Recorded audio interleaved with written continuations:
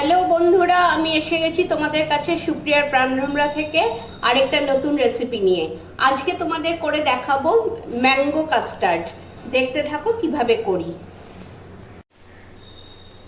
এই এই দেখো, গ্যাসে আমি জল বসিয়ে দিয়েছি, জলটা একটু গরম হোক। আর সাবু নিয়েছি, এই যে সাবু নিয়েছি এক বাটি। এই সাবুটা ধুয়ে রেখেছি, এবার এই জলের মধ্যে দিয়ে একটু ফুটিয়ে নেব।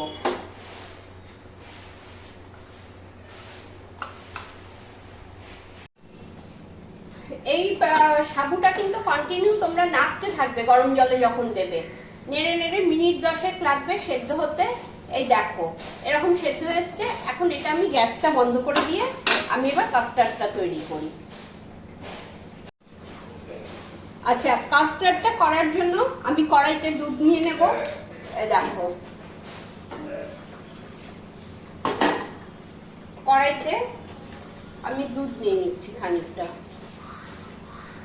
আচ্ছা, এবার এই একটা ছোট বাটিতে আমি এটার মধ্যে একটু কাস্টার্ড গুলবো। তার আগে আমি দুধের মধ্যে একটু মিল্ক পাউডার দিয়ে দিচ্ছি, অল্প একটু মিল্ক পাউডার দিয়ে দিচ্ছি। চিনিটা আমি খুব একটা ইউজ করবো না, কারণ মিল্ক পাউডারটা মিষ্টি, কনডেন্সড মিল্ক দেবো সেটাও মিষ্টি, আমরা একটু মিষ্টি কম খাই, ওই জন্য এই দিয়ে আমি করে নেব। এর মধ্যে একটু কনডেন্সড মিল্ক দিয়ে দিচ্ছি।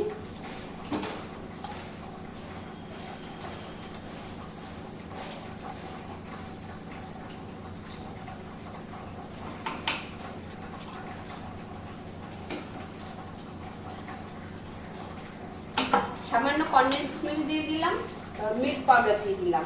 আচ্ছা, এবার এখানে একটু কাস্টার্ড পাউডার দিয়ে আমি দুধটা গুলে নেব।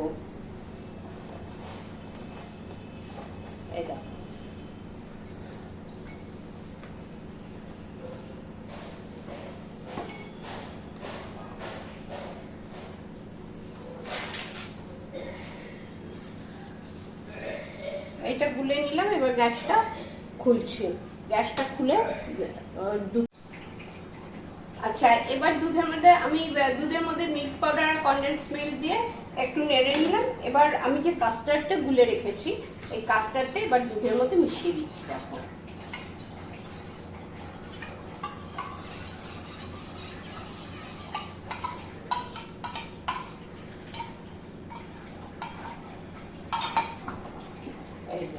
এটা দিয়ে এখন আমি কন্টিনিউ নাড়তে থাকবো যতক্ষণ না একটু ঘন হয়ে আসে। দেখো এবার একটু ঘন হয়ে এসছে, কাস্টার্ডটা একটু ঘন হয়ে এসছে, দুধের সাথে মিশিয়ে জাল দিয়েছি। এবার আমি এর মধ্যে সাবুদানাটা যে ধুয়ে রেখেছিলাম, ধুয়ে ছেঁকে রেখেছি, গরম জল থেকে ঠান্ডা জলে ভালো করে ধুয়ে ছেঁকে নিয়েছি। এবার এই সাবুদানাটা এর মধ্যে দিয়ে দেব। আর সাবুদানাটা দিয়ে কন্টিনিউ নাড়তে হবে, তা নাহলে দলা পাকিয়ে যাবে। এই দেখো গ্যাসটা কমিয়ে নেবে, নিয়ে কন্টিনিউ নাড়বে। এই যে এই দেখো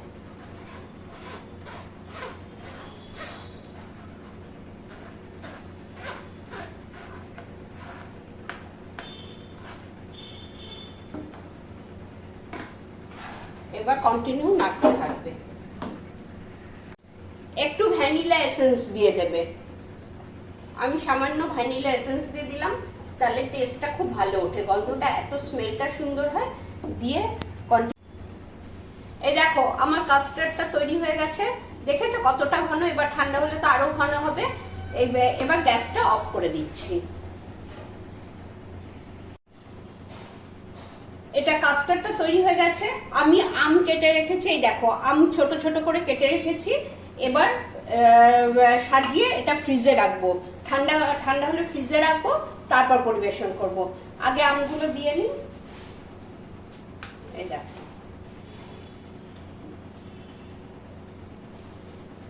নিচে কিছু আম এরকম ভাবে সাজিয়ে দেবো।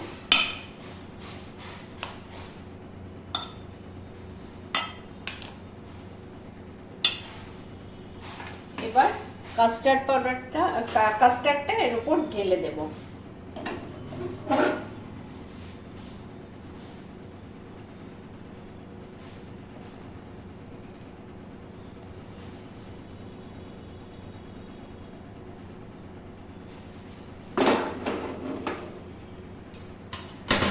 এই যে ঢেলে দিলাম, এর ওপরও আবার কিছু আম দিয়ে দেবো, দেখতে সুন্দর লাগবে, খেতেও ভালো। এই দেখো, এই যে হয়ে গেল আমার ম্যাঙ্গো কাস্টার্ড তৈরি। এবার এটাকে ঠান্ডা করে ফ্রিজে রাখবো, ফ্রিজে রেখে তারপর পরিবেশন করব। তোমরা এটা করে দেখো, ভীষণ ভালো হয় খেতে। আমের দিনে এরকম যদি একটু করা যায়, সবসময় আম কেটে খাওয়ার থেকে নানান রকম প্রিপারেশন করে খেলে ভালো লাগে। তোমাদের যদি ভালো লাগে অবশ্যই আমাকে লাইক কমেন্ট দিও, শেয়ার করো, আর যারা এখনো সাবস্ক্রাইব করোনি প্লিজ সাবস্ক্রাইব করে দিও। ঠিক আছে, আজ তবে আসি, সবাই ভালো থেকো, আবার দেখা হবে নেক্সট উইকে। টাটা।